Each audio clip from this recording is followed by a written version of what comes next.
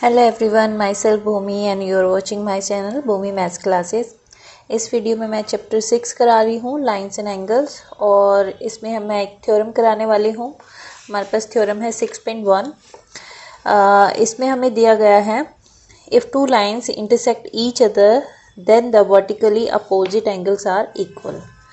तो हमें एक दिया गया है कि अगर टू लाइंस जो हैं वो इंटरसेक्ट कर रही हैं लाइक दिस, तो जो इनके वर्टिकली अपोजिट एंगल होंगे, जैसे कि अगर इन दो लाइंस को देखते हैं तो ए ओ सी और डी ओ बी, ये दो एंगल इक्वल होंगे क्योंकि ये वर्टिकली अपोजिट एंगल है।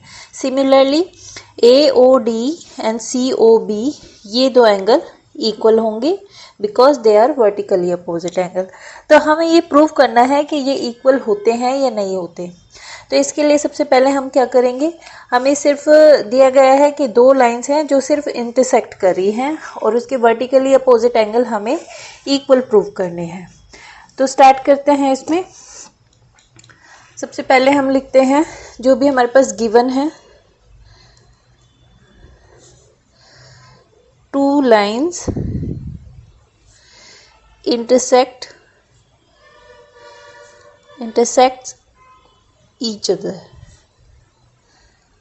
ये हमारे पास गिवन है। तो प्रूफ में लिखते हैं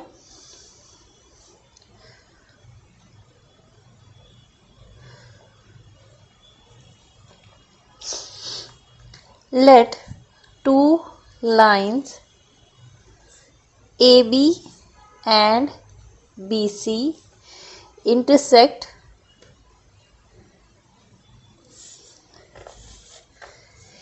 each other at point O। हम यहाँ पे दो लाइंस लिख देते हैं, AB एंड सी डी। ठीक है, A B and C D, ये दो लाइंस हैं जो किस पर इंटरसेक्ट कर रही हैं, ओ पर। अब ये क्या है, now they are forming vertically two pair of vertically opposite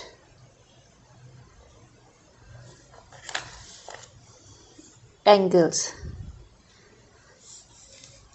जैसे कि angle A O C and angle B O D. A O C या डी ओ बी, हम इसको डी ओ बी लिख सकते हैं। एंड अब A O D and C O A, angle A O D and angle C O B. तो ये angle जो है, एक ये एंगल हो गया है और एक ये पेयर बन रहे हैं, वर्टिकली अपोजिट एंगल। अब इन्हें हमें क्या करना है, प्रूव करना है कि ये दो एंगल्स जो हैं, ये एंगल इसके इक्वल होगा और ये एंगल इसकी इक्वल। तो हमें लिखना है, we have to prove that angle A O C is equal to angle D O B and angle A O D equal to angle C O B. तो हमें ये दोनों प्रूफ करने हैं। अभी हमें सिर्फ क्या क्या लिखा है कि दो लाइंस हैं जो एक दूसरे को इंटरसेक्ट कर रही हैं ओ पर, और इंटरसेक्ट करने के बाद वो वर्टिकली अपोजिट एंगल जो है वो बना रहे हैं। तो ये एंगल जो है ये वर्टिकली हो गए अपोजिट एक दूसरे के। ए ओ सी जो है वो डी ओ बी के अपोजिट है, और ए ओ डी जो है, ए ओ डी वो सी ओ बी के अपोजिट है। अब लेकिन हमें इन्हें इक्वल प्रूव करना है। तो now CD is a line and AO is a ray on CD. So ये क्योंकि AO जो है CD एक लाइन है, उस पर एक रे है, तो ये एंगल और ये एंगल जो होगा वो लीनियर पेयर बना रहे हैं। तो therefore angle COA and angle, sorry इसको ऐसे लिखते हैं, COA प्लस में AOD इक्वल टू में 180। Linear pair axiom. रीजन बता दिया हमने ये क्यों लिखा है। COA और AOD इक्वल टू में 180 लीनियर पेयर एक्सियम, क्योंकि लीनियर पेयर ऑफ एंगल्स बना रहे हैं। सिमिलरली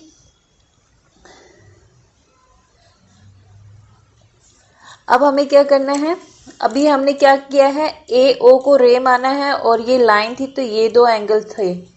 अब हम AB को लेते हैं एज ए लाइन और OD जो है वो एज ए रे, तो ये दो एंगल भी 180 के इक्वल हो जाएंगे लीनियर पेयर एक्सियम के थ्रू।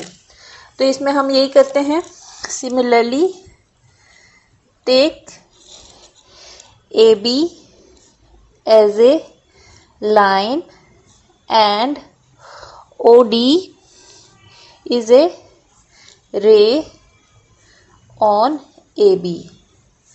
So क्योंकि AB लाइन है और OD जो है वो उस पर रे है, तो हमारे जो एंगल होंगे AOD, AB लाइन है OD रे है, तो ये AOD और BOD, angle AOD and BOD will be equal to 180। इसको हम 1 मान लेते हैं, इसको 2, और रीजन क्या है, लीनियर पेयर एक्सियम। ठीक है, ये 1 एंड 2 है। अब इक्वेटिंग 1 एंड 2, क्योंकि दोनों ही जो हैं इक्वेशन 1 और 2 अगर हम देखते हैं ये दोनों ही 180 के इक्वल है, तो दैट मीन्स कि ये जो लाइन है ये इसके इक्वल हो जाएगी। COA प्लस में AOD इक्वल टू में AOD प्लस में BOD, क्योंकि दोनों ही 180 के इक्वल है, दैट्स वाई हमने इनका टोटल एक दूसरे के इक्वेट कर दिया। अब AOD से AOD कट जाता है, हमारे पास क्या बचता है, COA इक्वल टू में BOD, और यही हमें प्रूव करना था। AOC या COA और DOB या BOD सेम होता है वो, तो इसलिए ये क्या हो गया, प्रूव्ड हो गया। इसी तरह से सिमिलरली हम दूसरे पार्ट को भी करेंगे, उसे करने की ज़रूरत नहीं है, सिमिलरली करके हम उसको लिख सकते हैं। AOD इक्वल टू में COB, AOD इक्वल टू में COB, ये भी हमारा प्रूव हो गया है। तो इस तरह से हमने अपोजिट जो वर्टिकली एंगल जो ये फॉर्म कर रहे थे उनको इक्वल प्रूव कर दिया है, और यही हमारी थ्योरम थी कि हमें जो वर्टिकली अपोजिट एंगल है उनको इक्वल प्रूव करना है। तो ये है हमारी theorem, if two line intersecting each other then vertically opposite angle are equal. तो यही था, इसमें सिर्फ हमने क्या किया है, 2 लाइंस को इंटरसेक्ट किया है ऊपर, और जो वो फॉर्म कर रहे हैं वर्टिकली अपोजिट एंगल उनको इक्वल हमने प्रूव कर दिया है। हमने CD एज ए लाइन ली और AO उस पर लीनियर रे डाला, तो ये और ये एंगल COA और AOD दोनों क्या है, लीनियर एंगल्स फॉर्म कर रहे हैं। सिमिलरली OD हमने एज ए रे लिया AB पर, तो ये और ये एंगल AOD और DOB ये भी क्या है, 180 के इक्वल हो रहे हैं, क्योंकि दोनों पेयर ये और ये एंगल भी 180, ये और ये एंगल भी 180, तो इसलिए दोनों इक्वेशन को हमने एक दूसरे के इक्वल रखा, जिससे क्या होता है, एक कॉमन जो एंगल है वो कट जाता है, AOD और AOD बच जाता है हमारे पास COA और BOD, और वो ही वर्टिकली अपोजिट थे जो कि हम इक्वल प्रूव कर चुके हैं। इसी तरह से हम AOD और COB को भी प्रूव कर सकते हैं सेम प्रोसीजर से। तो इस तरह से ये थ्योरम हो चुकी है हमारी। अब हम इसका एग्जाम्पल देखते हैं एक। अब हमारे पास एग्जाम्पल 1 है। इसमें भी ये 2 लाइन्स हैं और PQ और RS है जो इंटरसेक्ट कर रही हैं O पर। अब इन्होंने क्या दिया है, जो 2 एंगल्स हैं उनको रेशो में दिया है और उसके बेस पर हमें चारों एंगल्स निकालने हैं। POR एंड ROQ, ये जो 2 एंगल्स हैं ये इनके रेशो दिए गए हैं। अब हमें चारों एंगल्स निकालने हैं। तो इसके लिए हम क्या करेंगे, एग्जाम्पल 1, ठीक है। वी आर गिवन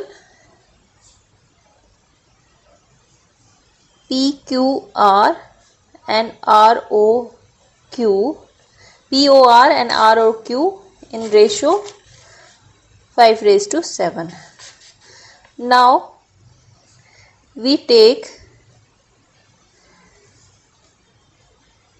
या let कर देते हैं, let we take POR equal to में 5x and ROQ equal to में 7x। क्योंकि ये रेशियोज में एग्जैक्ट वैल्यू है नहीं तो हम इनको x में लिख देते हैं। But PQ is a line, PQ line है एंड RO इज ए रे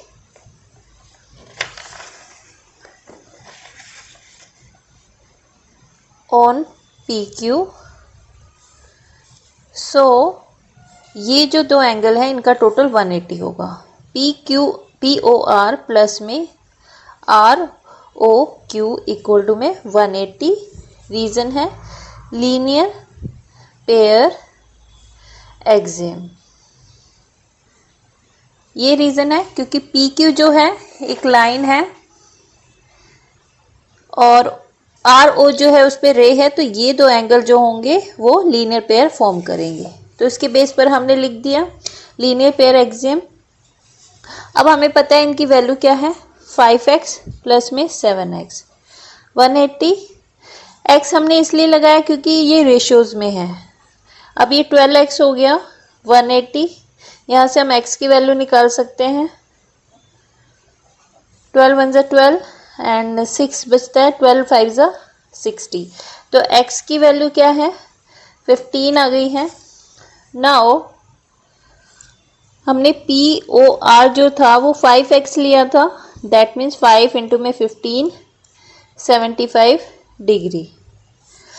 इसी तरह से ROQ 7x था, तो 7 को 15 से करेंगे 105 डिग्री।